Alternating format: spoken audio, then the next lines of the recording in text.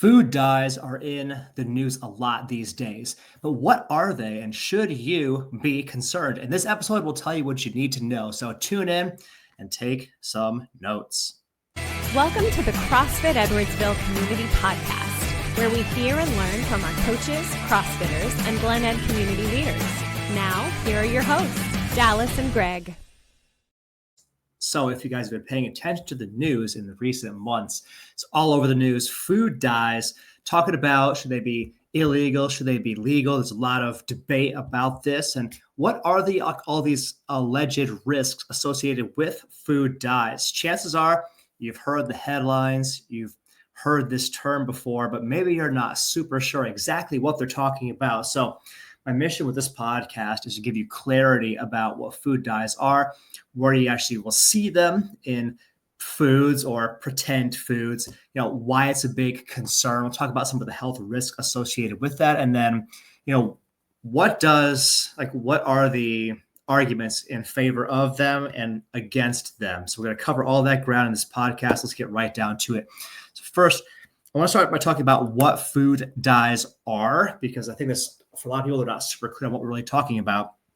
These are color additives that are used to make processed foods more visually appealing, make it look sexy and attractive to drink or to eat. Your synthetic food dyes, the artificial dyes, are typically petroleum-based, and this includes your red 40, your yellow 5, your yellow 6, your blue 1, and blue 2. There are some natural dyes like turmeric and beet juice, but they're much less common. So if we're talking about what food dyes are, that's what we're talking about. You got your red 40, yellow 5, yellow 6, blue 1, and blue 2, designed to make processed foods look more attractive to the human eye. So then, where do you find these food dyes? So you're going to typically see these in cereals.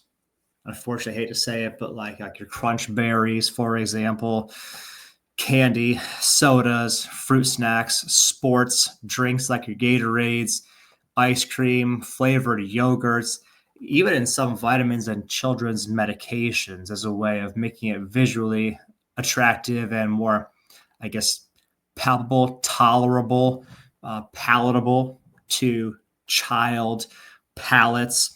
Again, cereals, candy, soda, fruit snacks, sports drinks, etc. That's where you typically see these food dyes. And they're with these food dyes, they're simulating a lot of the time. They're simulating the flavor of a fruit and the color of a fruit, like your blue raz or your fruit punch. It simulates the look and to some extent the taste or feel of fruits, but not having actually any fruit present at all.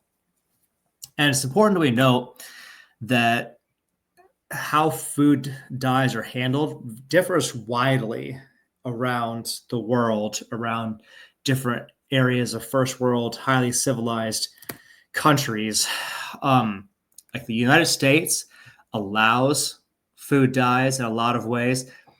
The same food dyes that are actually banned or restricted in the European Union, the UK, other countries as well, which is not necessarily... That's not necessarily that they're right, we're wrong, but for the reason that the rules are different, U.S. food companies will often use different recipes here in the States versus abroad. For example, like the UK version of Kraft mac and cheese might be colored with paprika and turmeric versus the United States version would be colored with yellow 5 and yellow 6. So like the recipes sold each country would be different based on what is legal in those countries. And this is part of what a lot of critics of food dyes bring up. And we'll get to the public debate part of this a little bit later on, that this stuff is literally against the law in a lot of countries. But why? What are the actual health concerns? What are the alleged risks? Why is this a problem? So I put together 4 categories of this. Let's talk about it. The problem with food dyes. Number 1, behavioral issues in children. You care about your kids, probably should care about whether or not they have food dyes in their diet. The biggest controversy is related to the link between your synthetic food dyes, the types we're talking about here, and then ADHD symptoms. Some studies suggest that some kids are more sensitive and may show increased hyperactivity or attention problems after consuming artificial dyes.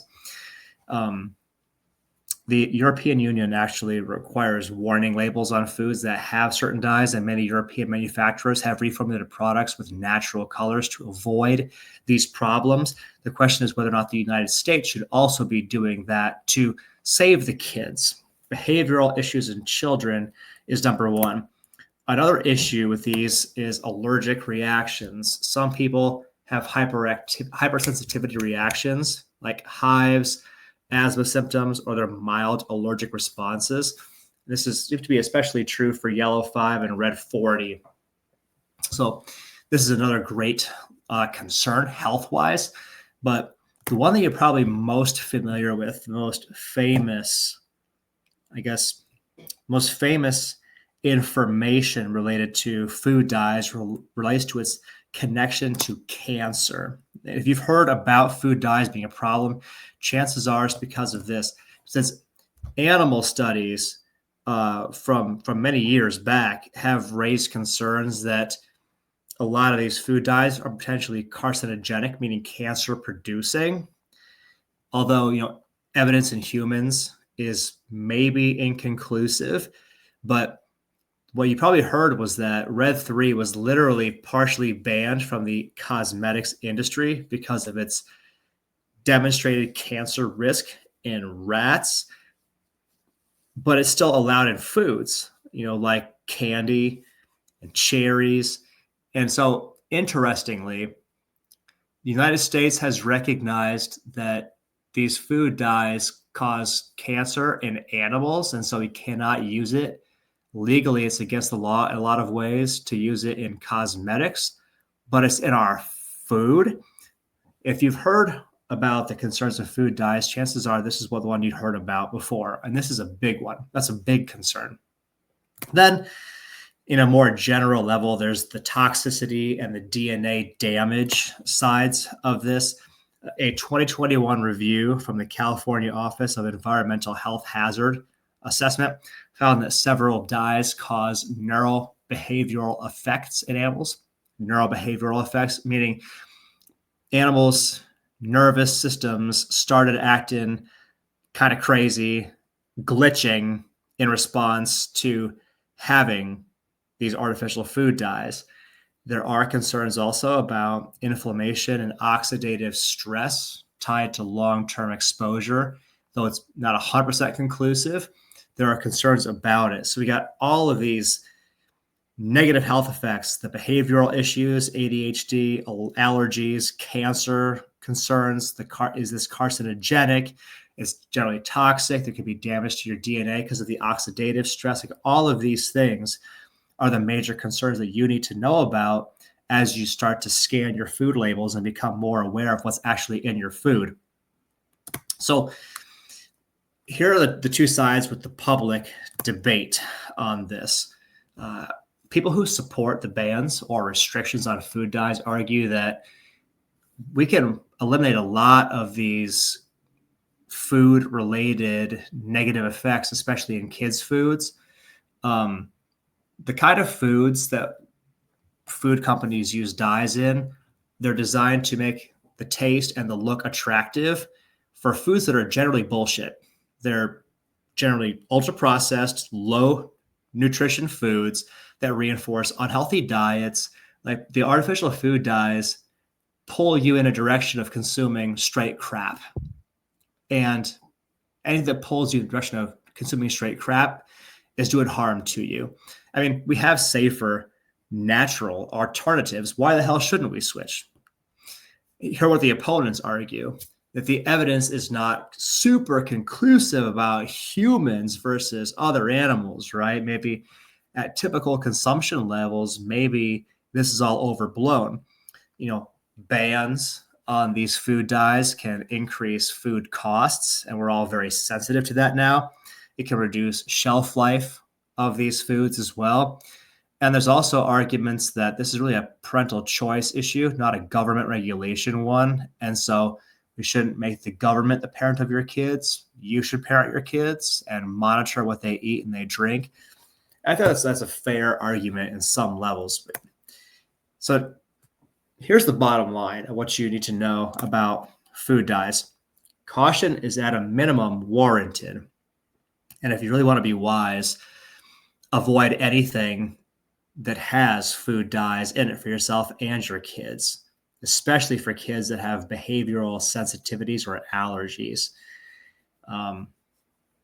Many experts recommend limiting consumption of artificially dyed foods, but your own common sense should tell you if it's crap and bad for your kid, it's crap and it's bad for you, and you should avoid these things because these types of foods, the foods that have these, are low nutrient, not nutritious, not healthy, not even real foods. If you ask me, they're processed, artificial, pretend foods, and you should avoid them all. But that's the bottom line on food dyes. But what are your thoughts? Where do you stand? Should we make them illegal? Should we not make them illegal? We'd love to hear from you guys in the comments section below. Are you concerned about food dyes, or you got too many other bigger fish to fry? Let us know. We're just to hear from you guys.